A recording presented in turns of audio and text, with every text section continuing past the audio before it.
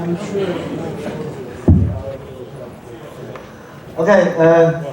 good morning everyone. So welcome to CSCS and iFuzzy 2025. So I'm the General Chair, Li Wei-Ko from National Yangming Jiaotong University. Okay, so this is our opening. So you can see our two conferences. So this is our welcome message. So on behalf of the committee, all organizing committee, we are very pleased and happy to see everyone. Welcome all of you to attend the conference.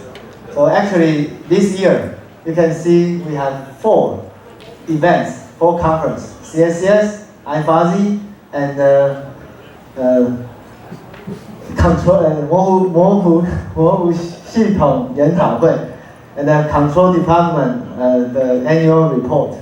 Okay, yeah. So it's very good, it's a great pleasure to have you everyone in here. So next, I would like to invite our convener of the NSTC Control Engineering Program, Chair Professor Zhang Jiafeng, to give you the opening message.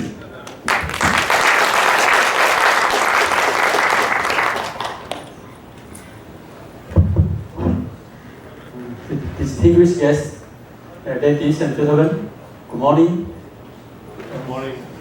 I'm the convener of Control Engineering Program of National Science and Technology Council in Taiwan. One of the main tasks of the Control Engineering Program is to review research project proposals every year.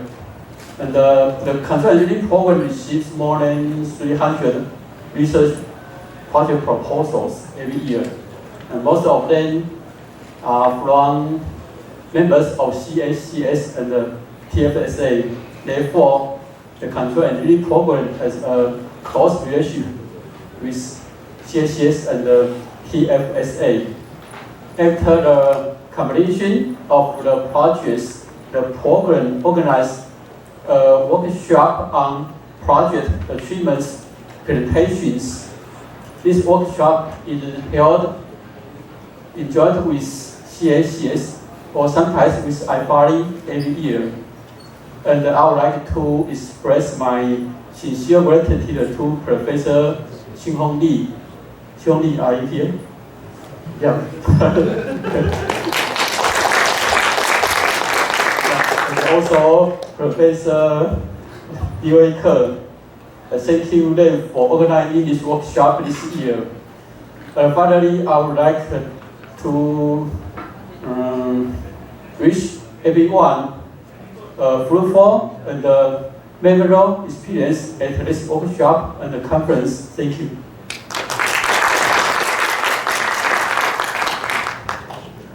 Okay, thank you. Thanks for our convener. Actually, is our founding the boss. Okay, so next I would like to invite our Chinese Automatic Control Society, the president, Chair Professor Youping Huang, to give the opening message. Our dear distinguished lecturers and ladies and gentlemen, I'm the current president of the Chinese Automatic Control Society. My name is Youping Huang. I serve as the chair professor at the National Taipei University of Technology, and it's my great pleasure to give the opening speech for the 2025 International Conference on Automatic Control, CSCS 2025. And this year, the conference is a joint program with the iFuzzy 2025, Fuzzy 2025, as well as the control divisions from the project sponsored by National Science and Technology Councils.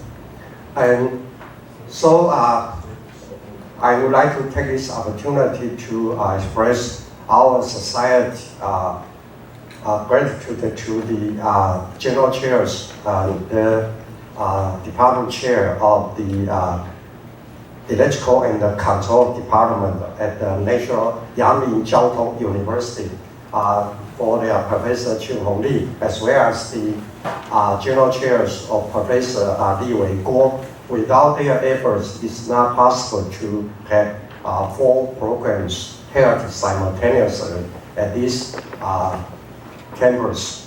And you know, for the Yangmi Jiaotong Electrical and Control Department, they are celebrating the 60th anniversaries of this department. Of course, at the very beginning, the department was named only Control Engineering, but later they joined as changed the name from the Control Engineering to Electrical and Control Engineering. And of course, we have the many alumni graduate from this department. Now they serve not just in the academic areas, they also serve in industry.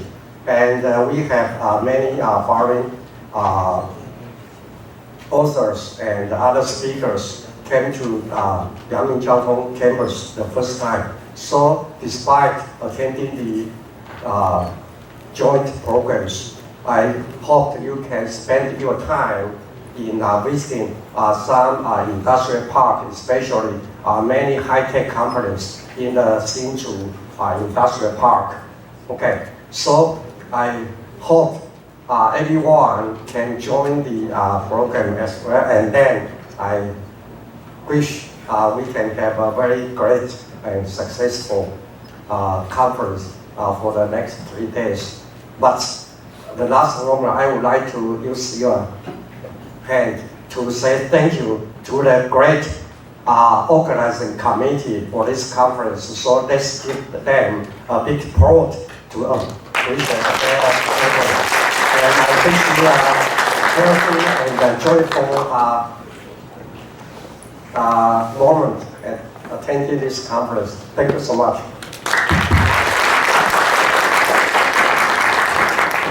Yeah, thank you, Professor Huang. Yeah, give such warm words.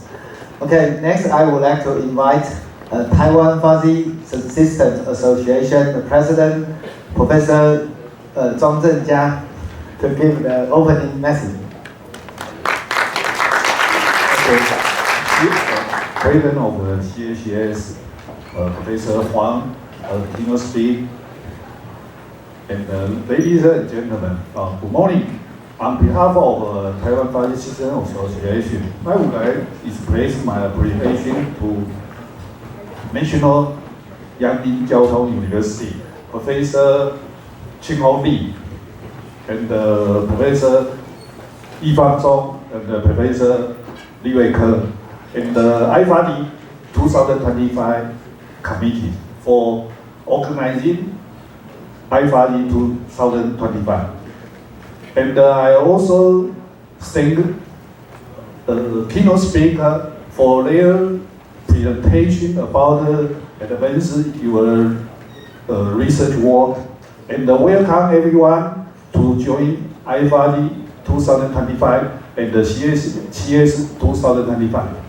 Finally, I wish IFAD 2025 and the CS 2025 will successful, and wish everyone have a nice and memorable experience at Hsinchu. Thank you.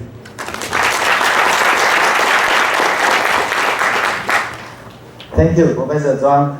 So next, I would like to invite our IFAD 2025 General Chair, Professor Yifang Zhong, to give some opening message. Yeah, thank everyone coming here, especially thank my friend and the senior professor and also distinguished lecturer coming here. This for the IFAD this time, and we collect about more than 120 papers and also 50 papers for FADI. And this time also very welcome to invite the 3 keynote speakers from the Chun Zhen Lin from the Australia, and Miguel Pa from the India, and also Dong Wu Rui from the China. But unfortunately, don't worry because of political issue, so it just can be shared online. But anyway, these three speakers can share many of the related to the body information, especially they are hyperactive in the intelligence, the IEEE Computer Intelligence Society, and also they have been or now is the editor-in-chief of the transaction on the file system. I think it's a good chance to have more interact with them. Anyway, please enjoy this 2 to 3 day activity. Thank you so much.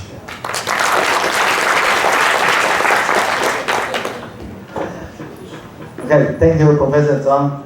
And next, I would like to invite our CSCS General Chairs, distinguished Professor Chin Hong Lee, and myself. Okay, Professor Lee.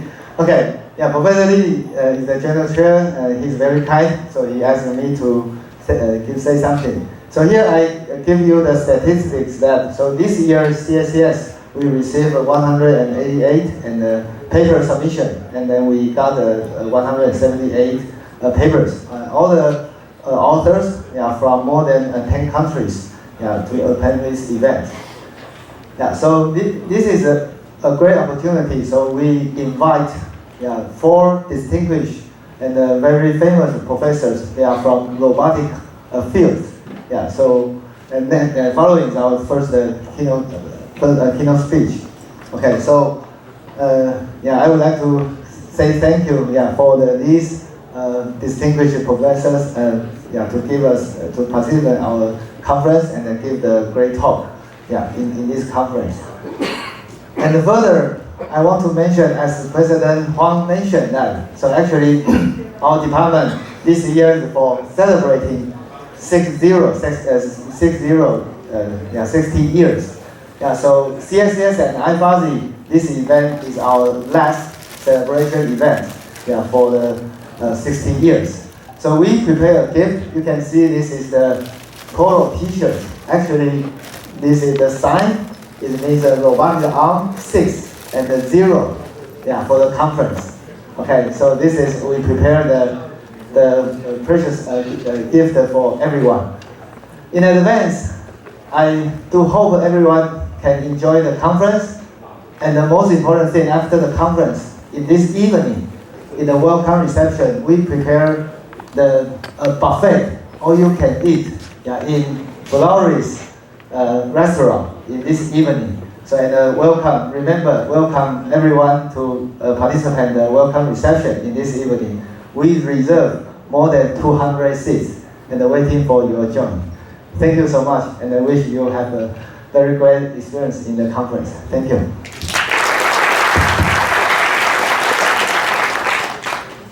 Okay, so opening is finished. So next I will invite our chair, Professor Chen, Yi-Ting Chen, to chair Professor Tomizuka's keynote talk.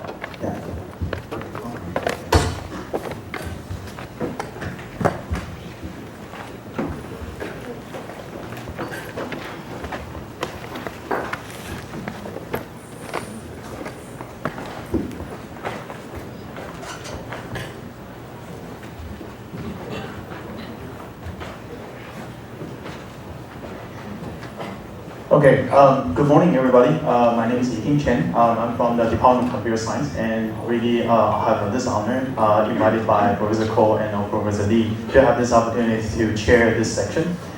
So today, we have honor to invite Professor Tomizuka from UC Berkeley. Professor Tomizuka received his bachelor and master from Keio University in 1968 and 1970 respectively.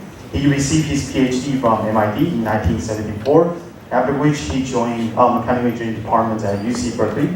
Here he served as the vice chair of instruction from December 1989 to December 1991, and as the vice chair of graduate study from July 1995 to December 1996.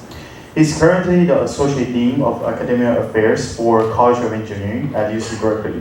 From 2009-2011, he was a Executive Associate Dean for the College of Engineering at UC Berkeley. He also served as a Program Director of Dynamic Systems and Control Program at the National Science Foundation from September 2002 to December 2004. Professor Tomizuka's research included optimal and adaptive control, digital control, signal processing, motion control, mechatronics, and their applications in robotics, manufacturing, data storage devices, vehicles, and human-machine systems. On my personal side, I knew Professor Tomizuka from 2017. I had the opportunity to work with him, with his students on autonomous driving systems. And since then, we have email exchanges, and especially this year, I have this opportunity to visit Professor Tomizuka in summer. And also, we have a National Science Technical Fund Council visit to UC Berkeley in the end of August and also in November. And Professor Tomizuka helped us a lot to organize a lot of amazing and pioneering research in mechanical engineering and also computer science. And so we have learned a lot from them, from all the faculty members in departments at UC Berkeley. And today we have this honor to have Professor Tomizuka to give us a keynote speech on intelligent, autonomous, and swarm control of robots in harsh environment, which is a very essential topic for Taiwan nowadays. So let's give a warm applause to invite Professor Tomizuka to give our first keynote speech.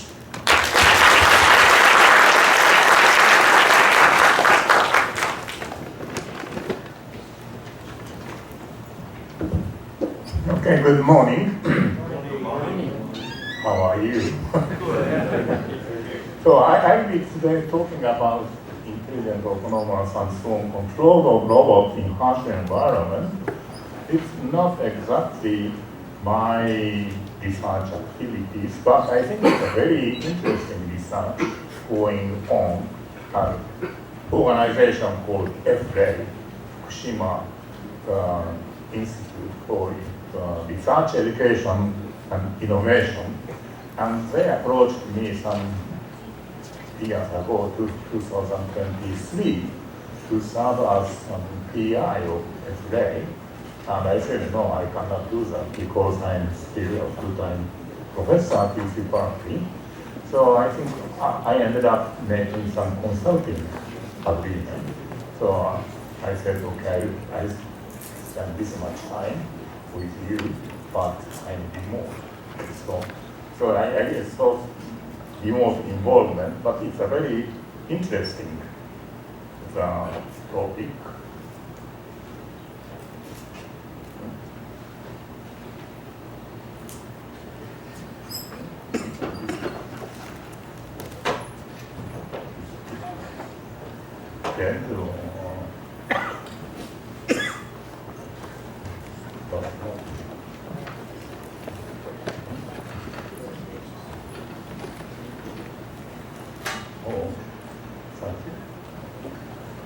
Okay, so FREI, it's organization, but background is really natural disasters.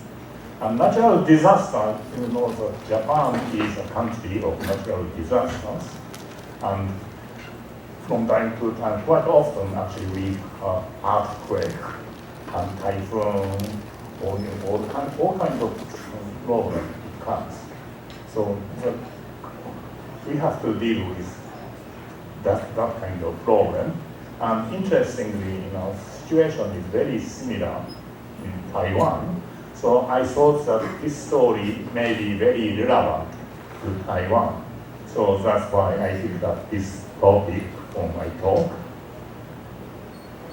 And current practice of disaster handling in Japan is if something comes, the prediction is given by warning by the Japan meteorological agencies, and then information is spread around by NHK, all kinds of news stations, and people is informed about that.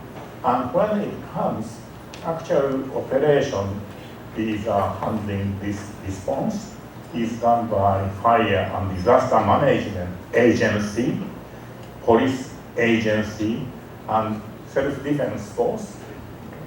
And in fact, robots have been used for many years. And in a variety of ways, I will comment on how they have been utilized. But we would like to make more orchestrated, organized use. That's why the Japanese government established Fukushima Institute for Research, Education, and Innovation, FREI.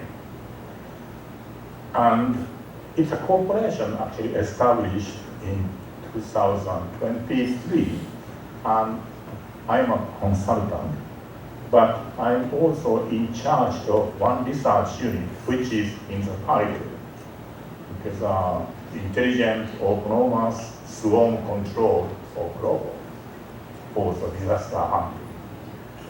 The FREI has got four functions: R&D, research and development, and industrial realization, and human resource development, and control tower, serve as a control tower for the disaster.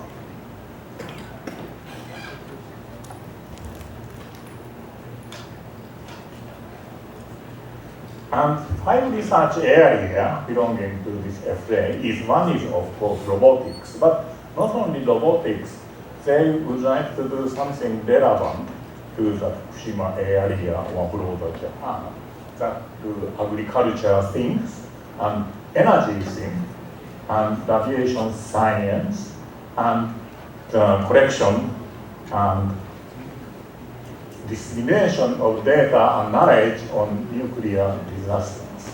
So they have quite a few research areas, and I belong to the robotics group. And robotics division, robotics group is headed by Professor Nonami. He used to be, he's still a professor at Chiba University, known for his work of drones. And also, the deputy director is Professor Matsuno. He has done lots of rescue-like robots. So they have experience. And we have currently 4 units in this division. One is haptic teleoperation research unit. This unit is dealing with haptics, but realizing that when you have to deal with some reactor which has been contaminated, you have to depend on remote operation. And in remote operation, haptic feedback is critical. And Professor Onishi is an expert in this area. And I'm in charge of the autonomous intelligent and swarm control research unit. In my case, it's mostly for the disaster handling, when the earthquake happens, what we should do in terms of response. And then fuel cell system unit.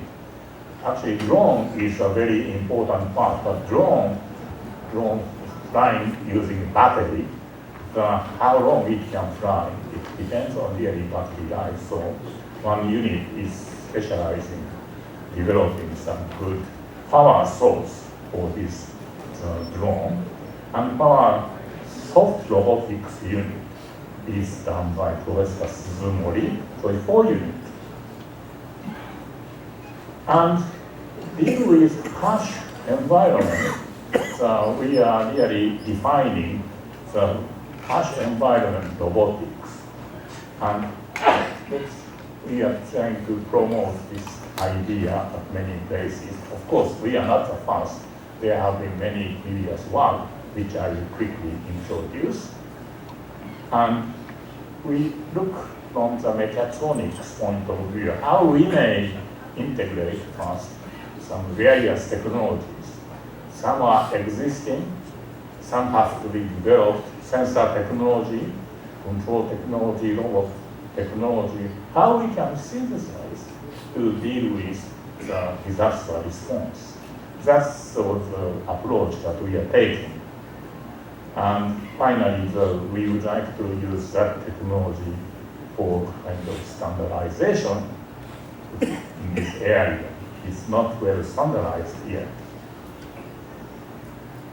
So robotics, especially my unit, Autonomous Intelligent and Zone Control Research Unit, this unit works on control of ground robot and drones to operate in harsh environment in a very collaborative manner. And unit members, myself as a unit leader, but unit leader residing in California. So I have to have a very reliable actual workforce. So 4 members so far we have in our unit is Professor Wei Wang and Satoshi Suzuki. They are both from the Chiba University, and Professor Ishigami from Keio University, and Professor Matsuwara from Nara Institute of Technology and Science. And then they are assisted by researchers and postdocs. We have graduate students involved. Now, the name of a unit is very heavy with some kind of buzzword, looks like intelligent or autonomous swarm. So what are they? Okay, so intelligent control, this is from the IEEE Control System Software Society website. So intelligent control emulates certain characteristics of biological systems. Okay, and essentially based on that sensor makes some nice decision making. And the intelligence comes from, for example, seeing the surroundings and making some informed decision. And it really advances the control. Often the automatic control systems becomes autonomous system if we introduce intelligence there. We need adaptation, learning under uncertainties, and coping with large amount of data, So that's intelligent control, and that mentioned intelligent control makes automated system to autonomous system. An autonomous system has got self-governance of control function with little or no intervention for extended period by human and by others. It's just keeps functional. And I see that autonomous control system is nothing but some kind of intelligent mechatronics system. Mechatronics is my specialty, so I look at the autonomous system from mechatronics. So mechatronics is by now globally people accept this definition. Synergistic integration of physical systems, intelligent control algorithms, and electronics, information technology. So we synthesize those 3. And this is sort of graphical explanation of mechatronics. In the middle, we have physical systems, and upper part, we have decision-making control, and lower part, we have some hardware, some electronics, information technology, and so forth. In the middle, I have given some time from 1970s to 2020s. 1974, 70 to 73, I was doing my PhD work at MIT, and retrospect, I was doing mechatronics research. I was working on machine systems with PDP-8 computer. Nobody knows PDP-8. And then I was using optimal control theory and Kalman filtering mostly, that intelligent control, most advanced knowledge. And time goes on, lots of new ideas have been introduced to the control theory, and computational device actually made some tremendous progress during the period. And now, in the 21st century, we have lots of AI coming in. So without AI, I cannot survive. So we take advantage of something coming from AI. recently large language models, what is generated AI, that kind of thing we, especially my students, are utilizing. And GPU, IoT, etc. are coming from the lower side. And in FDA's case, we would like to make robot systems for disaster response. So this has got some idea here. We have UGV, UAV, which I will be talking about a little bit more later. And also there is human involvement. We do not intend to replace human by just robot. Human has got lots of experience. We have to make good positive usage. Now, early example of automated system and coming into autonomous system of the vehicle control is a good example. I was involved in California, so-called PASH program. Idea was let's operate automated or highway systems in automated manner. So in around 1986, we started AHS, Automated Highway Systems project, and I got involved from automated steering point of view. So this is a test vehicle. We place magnet in the middle of the lane, and magnetometer point where the vehicle is relative to the central line, and detect the error and make adjustment of the steering. And that was automated driving. But as time goes on, motion planning is coming in, decision making, behavior planning, that coming in, done in real time, prediction, and detection. General sensors became the detection function, and state estimation is more broadly replaced by tracking and localization. Okay? And then with these other new functions, automated driving really became autonomous driving. So this is Waymo taxi running around in San Francisco, the Phoenix, and so forth. I found that Waymo is trying to come to Japan also, but now automated driving is really coming close to us. Okay, so if you like to take a ride, please come to San Francisco. There are lots of automated taxi running around. So another final buzzword in my unit is swarm. Swarm of autonomous system. So swarm is coming from the more biological things, the animals, okay, bird, fish, and there are lots of reasons for doing swarm. Actually, if the bird fly in group, each of them can save energy. So it's a good idea to do swarming. Fish can swarm so that small fish, when they detect some large predator coming, so they make a group. So they look like a big fish. So that kind of thing. Lots of good reasons for swarming. And we would like to do swarming for the autonomous system robot. So created by individual robot, they start interacting with each other.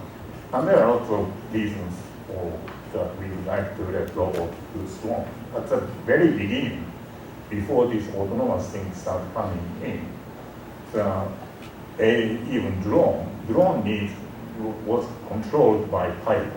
Okay, so somebody on the ground. If you have 100 drones flying, you need 100 pilots. Okay, so you might want to, instead of 100 pilots, a fewer number, it's more efficient. So that was one good motivation for this drone to make a swarm. Okay, so swarm is a very important part of drone. And early example, the swarming is automated highway systems bypass.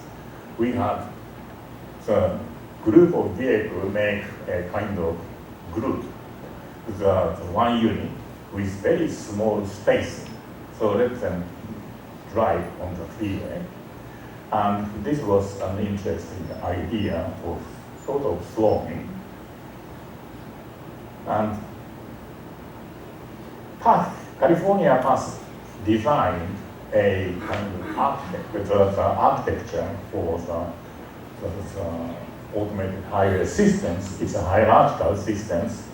So level 0 is physical layer vehicles, and level 1 actual function for steering control, for lateral control, and also the platooning idea. But then layer 2 essentially comes at a higher level and to orchestrate the group behavior.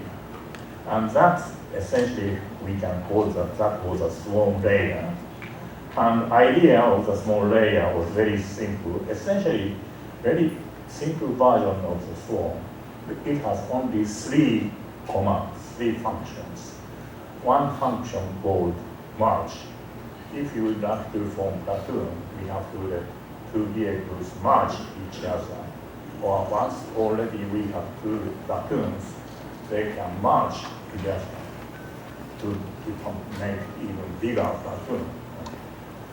And then, if somebody in the platoon wants to get out the freeway, they have to split. And making split twice, this red car becomes so-called free agent. And free agent can make lane change.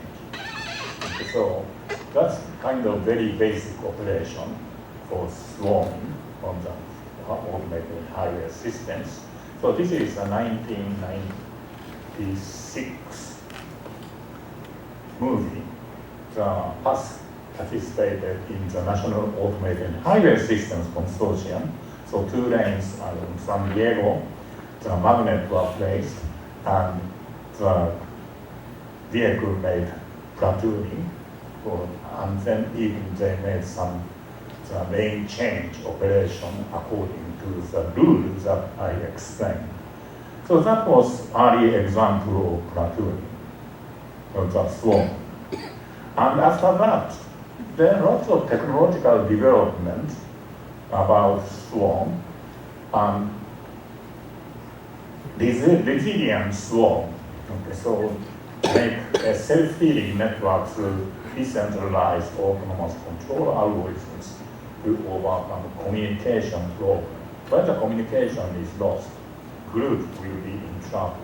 So they have developed, researchers have developed resilient swarm idea, and they are talking about whether it should be centralized control or distributed control. The original idea swarming is more like it should be a distributed idea if you have autonomous drone. It's essentially every drone can communicate with the surrounding drones and make decisions.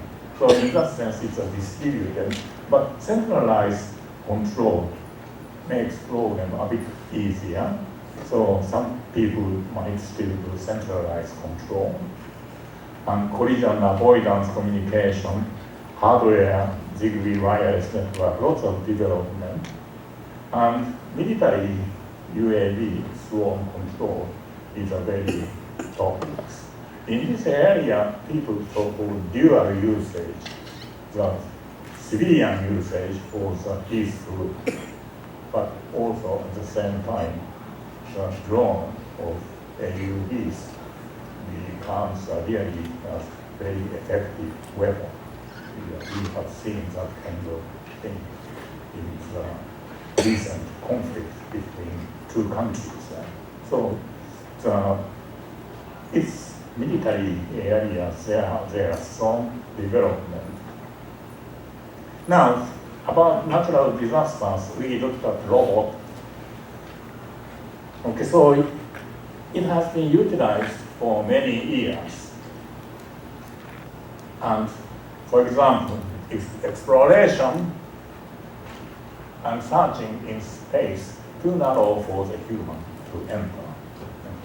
And another example is investigation in Europe humans in a dangerous area building might be collapsing. Nobody wants to go in there, dangerous, but robot can go in. And we can make a good assessment of the damage state.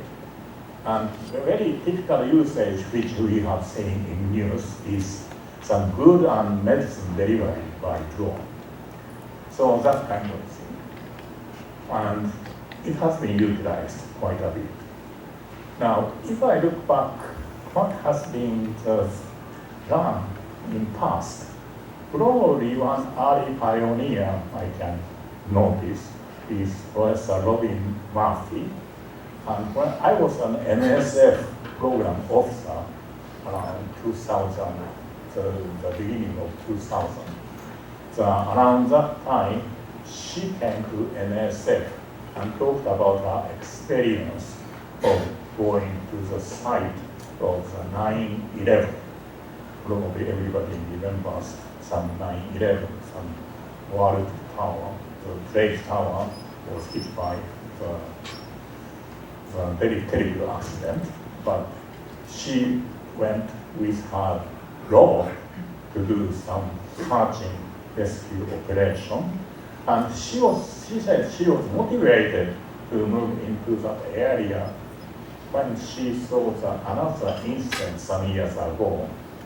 It was in 1995, some federal building was attacked by bomb, the terrorist attack. So she looked at that and robot can do something important thing here. So she started looking into robotics. So she has done some good early interesting work. As we looked around, FRA found an organization called DRZ. It's in Germany, and they are also good. They are doing very orchestrated way how robotics can be used for disaster response, disaster handling. And in Japan, the Professor Matsuno, he is the deputy director of the FRA robotics group.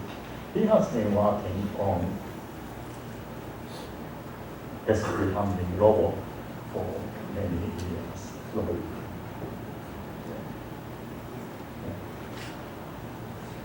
Oops.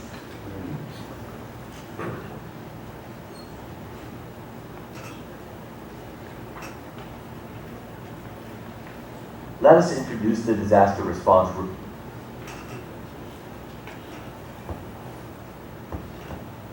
So he made several kinds of robot aiming to apply in the rescue Robots operation. developed at Kyoto University and Osaka Institute of One Technology's is Matsuno Laboratory. snake robot. You may Our goal have is to seen learn from living this creatures, robot. go beyond them, and create robots that solve real social challenges. Lifts part of its body to make new anchor points and So climb them. snake. Inspired by this, we designed most of our robots to lift part of its trunk while climbing pipes and But overcome it can obstacles. go into some narrow But simply space popping and so snakes forth. isn't enough. To handle complex environments, we made our snake robots with smooth So surfaces it to was avoid kind of snagging bio-inspired. and developed new control robotics. methods. By combining these basic movements, the robot can create a wide variety of behavior, climb natural trees automatically. The National Competitions Robots Performance. They have Our lab worked on takes part some in the crawl International like Competitions robot Robocup Rescue World for Championship. disaster In these competitions, operators can control go the over robots some remotely lots of without direct debris. sight of them, and the robots need to handle rough terrain and perform dexterous tasks. We also joined the World Robot Summit Plant Disaster Prevention Challenge, which evaluates both daily maintenance and accident response in a mock plant. Our robots have achieved multiple tasks, opening and closing valves, performing AFA's automated direct our robots. A And week later, we they returned have to brought Japan their and robot used and manned ground some vehicles in Hachinohe, Fuji, and disaster Noda area for search to operations. test what they can 1 do. month later, in a Japan-US joint team, we used underwater robots in Minamisan Rikyu and Rakuzentaka to investigate debris and search for missing persons. The clip above shows an inspection of a gymnasium with a collapsed ceiling. The clip below shows the camera footage from an ROV investigating the inside of a car submerged at a depth of about 40 meters. Next is the landslide disaster caused by the 2018 West Japan heavy rain disaster. The video above shows the recovery of valuables from a restricted entry, partially damaged apartment. The 3 videos below show the inspection of the interior of a completely collapsed wooden house. Because major disasters often strike when least expected, daily preparedness is vital. These left-side clips show a snake and crawler robots exploring a hidden passage in Osaka Castle dry mode from 2022. These right-side clips also show inspections inside pilots and daily maintenance plant facilities. At Matsuno Laboratory, we are advancing research and development with dual-use technology. Now, that's is wrong.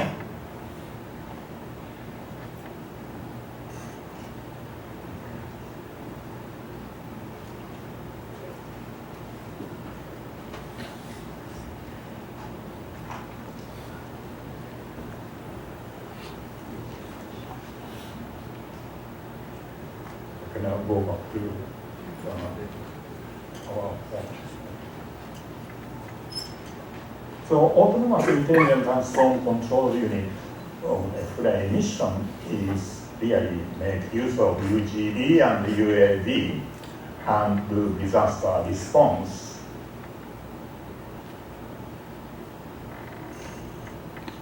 And why we use both? Certain mission might be easier for natural for the UAV drone to handle, but certain mission drone is not really suited. Okay. So we looked into some advantage, disadvantage of UAV and UGVs. And UAV strong point include fast flying speed if it's extreme, and we can survey broad area and high communication ability and high precision survey at low speed if you come down, and so forth. But weak point is, of course, the payload is small, and also you can fly only for short period of time, maybe 1 hour, 2 hours most. Okay, so there are some disadvantages, but on the other hand, if you look at UGV, automated unmanned ground vehicle, strong point is payload could be very large. You are on the ground, he's on the ground, so he can do very close survey, checking what's going on, like crow robot, okay, for snake robot can really under some degrees and can find whether people may be there. It can operate long time. But the weak point is, of course, compared to drone, UGV has much lower speed, moving speed. And that's why make the survey area rather limited. And it could be more easier to be disrupted about communication compared to UAV. So if you have something on the path, maybe simply UGV might be stuck. So there are some problems. And what we would like to do is take advantage of the strengths of each group and make a very nice disaster responsive system. So that's what we want to do. So research and development effort, let UGV and UAV collaborate and make a very ideal disaster response, including issuing warning, evacuation guidance, damage assessment, and so forth. And we have to research and do development on what is the best way of human-robot collaboration in that environment. We do not plan to replace human team by the robot. So let them operate. Then what is the best way of letting them operate? And in doing all of this, AI is surely a very important technology. So we have some AI experts look into how AI can be utilized for the two systems, two groups work most efficiently. And expected impact. If we do all of the nice things, it yet to be delivered, we have not done, but the enable self-rescue operation in real time during emergencies, such as disaster and medical emergencies. In rescuing people, the famous rule is there is some 72 hours rule. If you find somebody within 72 hours, their survival probability will be much, much higher going beyond that time limit. And probably make use of good robot so we can increase the chances that we can find the victim who is needing some rescue operations. So ultimate goal of this FDA robotics group is how we can really save human lives. Human lives is very important.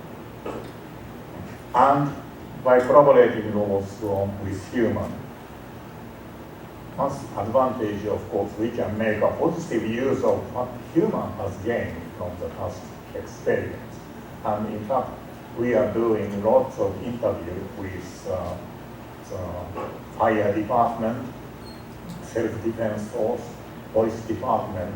What is the issue they have encountered and how the robot can be utilized to best help them. And we are getting some important information from the human expert. Okay, so if that comes to rescue operation, it should be done by both human and robot. So the unit, I'm the unit leader, but I have 4 able researchers, 2 experts of drones, and 1 expert of UGV, and 1 expert of AI application. So some work already, it was started only about a year or so ago, so there are not much accomplished, but still the Dr. Wang, Professor Wang and Dr. Suzuki, they have been working on drone for many years, so they have good experience. And recently what Dr. Wang has been done is surveying disaster area by groups of drones. Okay, for deciding what to do at the disaster area, so-called also map is very important. Also map, if you are looking at the scene from the air, aerial photo looks like more three-dimensional information included. Okay, so building maybe a few fly, closer part might look bigger, and as further goes down, it becomes smaller. Okay, but if you would like to get this information with available two-dimensional map, it's nice to make it more like two-dimensional. So-called, also called graphic projection. It's an established operation, and we utilize this technique. Then the issue that Dr. Wang has been looking into how precise the aerial photo should be. If you fly higher, you can see more areas at once. So maybe at fewer images, they can cover the whole area. But the precision, accuracy may not be that great if you go higher. Okay, so what is the light speed and light number of images they should get? So he did some study by drone with various height of flying and at various speed. And he found that something like even very close coverage, flying the 50-meter high, 5 meters for the judges still adequate. So if you go down, maybe you take more time to cover the same area. and you don't get the extra information you gain is not that useful. He looked into some special way of formation flight. Lots of people have done formation flight, but in this case, the drone has to go not in the ideal weather, not just for doing demo on the top of some baseball stadium and so forth. It has to go any time. So it's very important to make the system robust to the disturbances. So included typical techniques such as disturbance observer, and otherwise it's more kind of decentralized control. Each drone has got its own controller, but it communicates. It knows where the leader is, where sounding the drones are. That coming from the left-hand side, and each board looks like one drone. So on each drone, it has several functions for disturbance estimation and sliding mode control for following the trajectory that they have formulated. So in this case, the picture is drawn for the case of 4 drones, but it's nicely scalable to many drones. And this is one example, test example. He utilized 3 drones flying the 5 meter high and circular long motion, 8 meter radius. Hardware is very small drone, and it's probably about this size. And it has got all kinds of hardware, available hardware.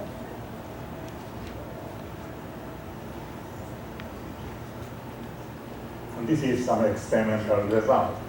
The tracking accuracy for the generated reference is pretty good, only a few centimeter error. But still challenge exists. Challenge is there may be some communication delays when you're communicating with other drones. If delay exists, how we should be coping with such delays. And this experimental test was done under fairly good weather, but we have to do test. He has to do test under more severe weather. Okay. So that kind of research. And also, what happens if the so-called communication collapse takes place? If all the sudden communication is lost, can we make it robust? So that was interesting research issue. Professor Suzuki is looking into the collaboration of several drones and also interaction with UGV. So in this case, some UGV has to go over the stack of piles of debris, and 2 drones come and carry those UGV. And this is experiment using box, but essentially it could be a UGV or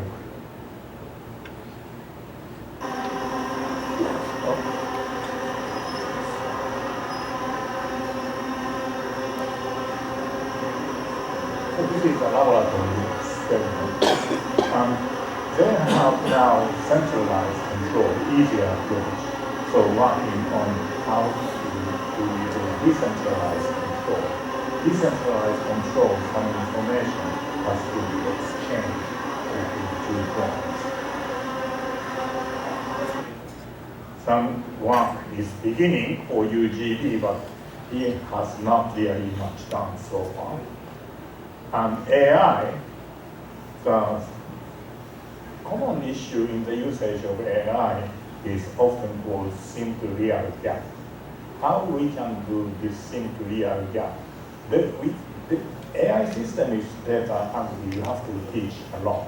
But after teaching a lot, often you teach like simulation, but you would like to test and actually implement when the training environment is literally different from testing environment. So sim-to-real gap is an important issue. And Professor Matsubara is looking into the problem. So he is making a reliable simulator first and to do basic training. Then start looking into the sim-to-real gap research. And all of those things we are doing now, next March, we plan to do some demo.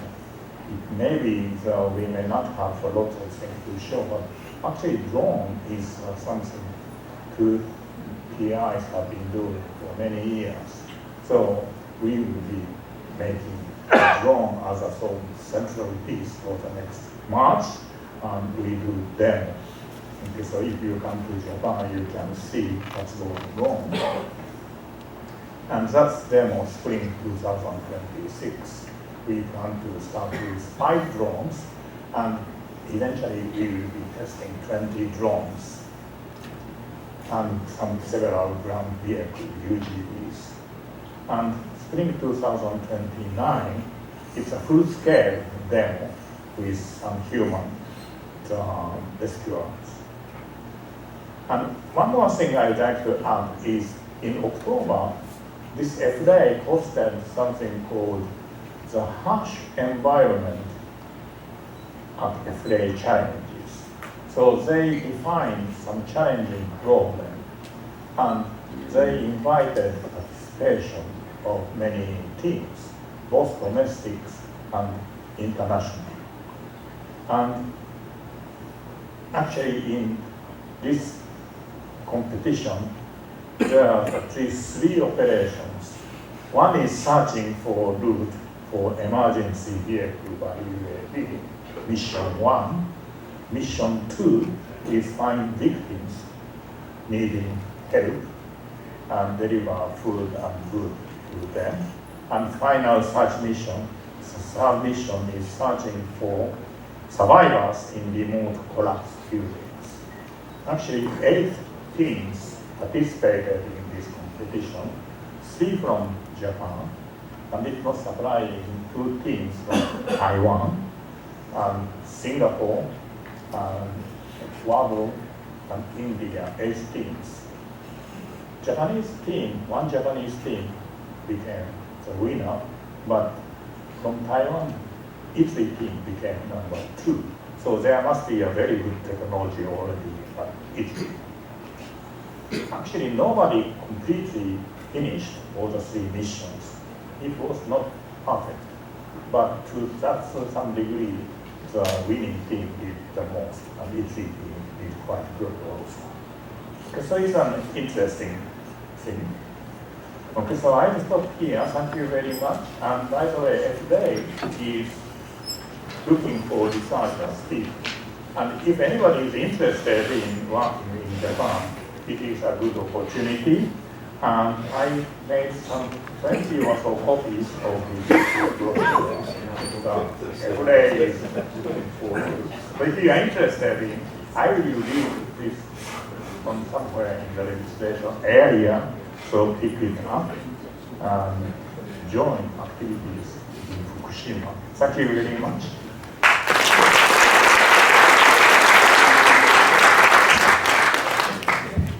Thank you very much, Professor Tomizuka, for your wonderful talk and very insightful sharing about how do we develop robots in disaster situations. So I wanted to open questions to the audience. Any question from the audience?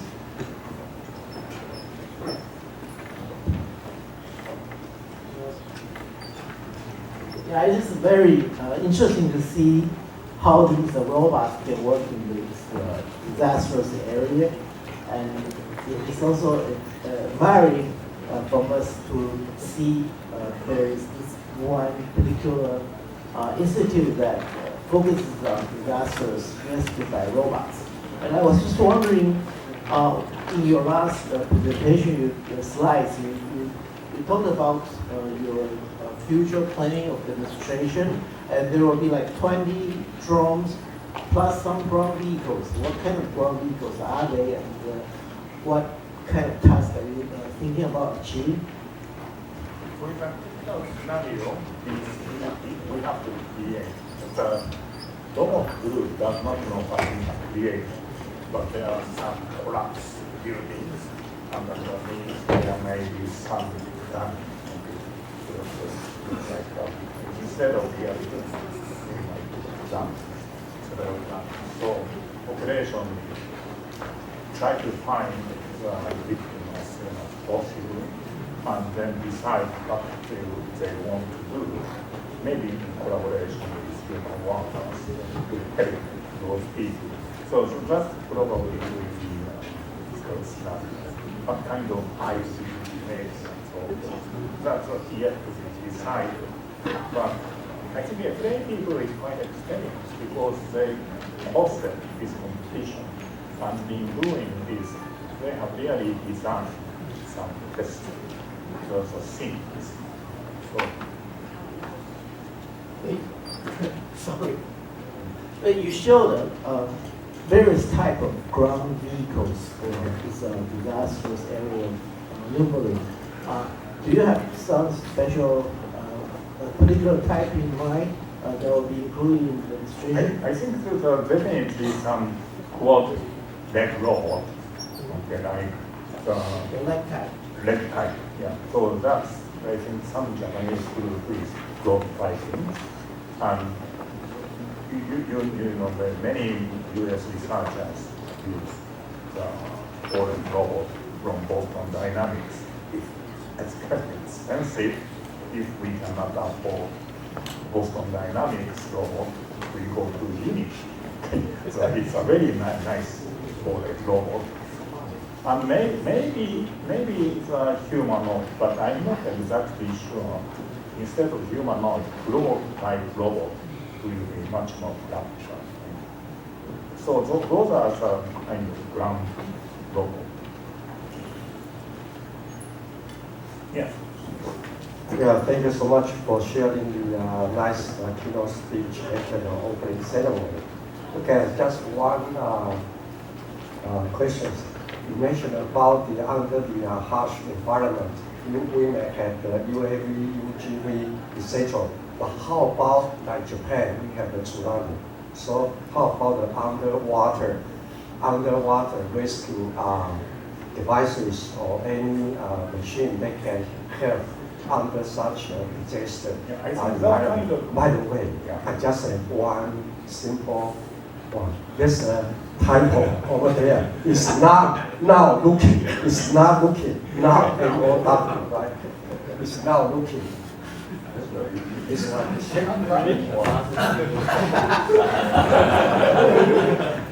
Where is now? Very good catch. After your question, I think we will eventually include some unmanned marine robot to our. But in fact, I think tsunami and so forth, that's the real challenge when it happens. Almost any robot is. So it's an interesting challenge. Actually, I have seen some researchers in Hong Kong interested in some countries surrounded by the sea. The rescue operation on some Victorian harbor is a very important thing. So some people start looking at that kind of role. Thank you. Thank you.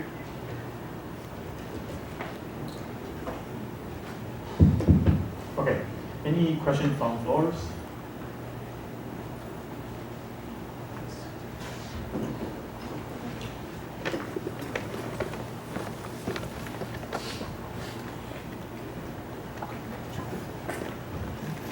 Hello. Thank you very much for the speech. I'm interested in the simple solutions that you are currently researching. As you mentioned, the problem of simple in training, and I think it's a really huge problem if you want to simulate drones and let robots in the same simulations. So, what's your research direction about this precise problem? Can you Oh, I'm sorry. You cannot hear? Yeah, actually, I'm using here in Okay.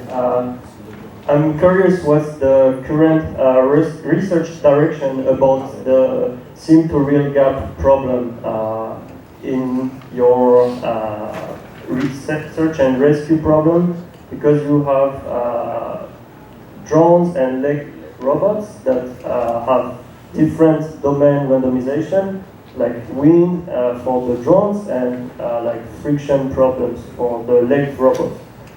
So I'm curious what solutions you're researching right now.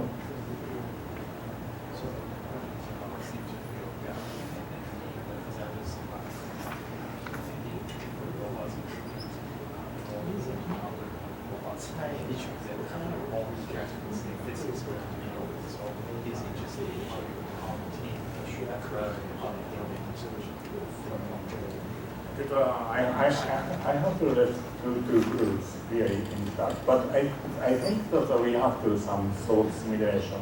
Because with simulation, we can put lots of cases that drone may be the best usage, ground vehicle may be the best usage, and think about all kinds of scenarios and really make the AI make the best usage of those tools.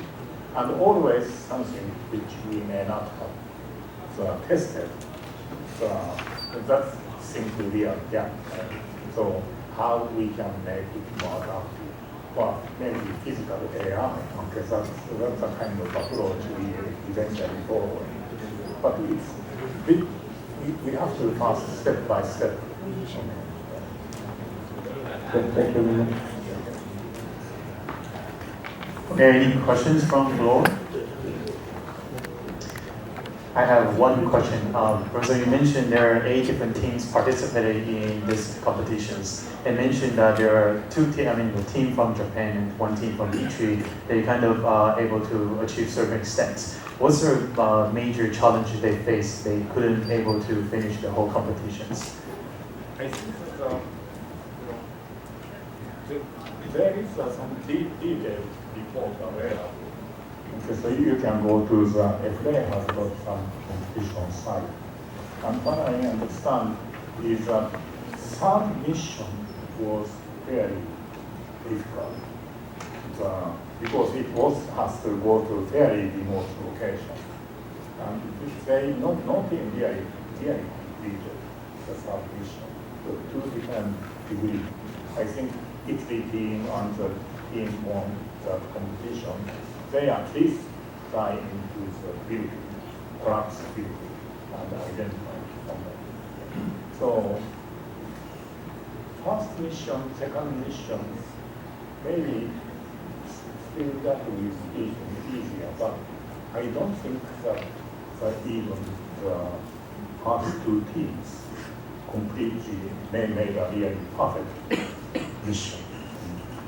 So I think that's good. If somebody is making a very perfect performance from the beginning, no more challenge next year. I think they will repeat.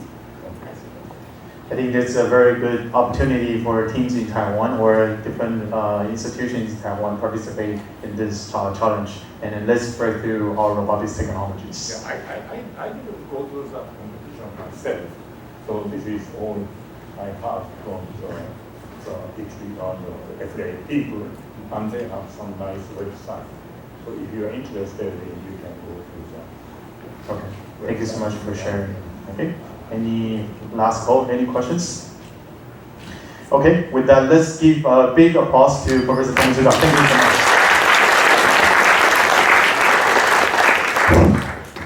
Now, on behalf of the organizing committee, I would like to invite former CSCS President, Professor Yan Jiayu, and also current President, CSS President, Professor Huang. Yeah, we prepare the award as souvenir, and also the appreciation to you. Thank you.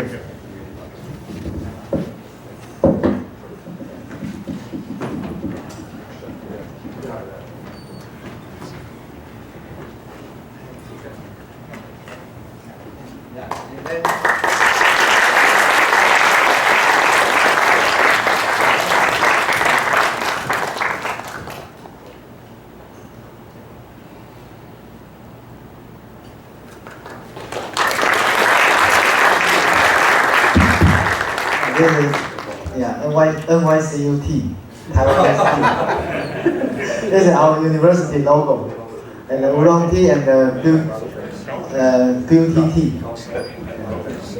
那个美人茶，交大有卖一盒叉叉叉。OK， 好，那谢谢各位。Many thanks for your participation and lunch time. So remember to have your lunch tickets. To have the lunch bus, great lunch bus. Thank you. And 那个 CSS 的理监事们哈，我们在7楼725会议室，好，准备这个理监事会议，好，那个 CSS 的理监事，好，那欢迎大家去参与，好，谢谢大家 ，Thank you for coming.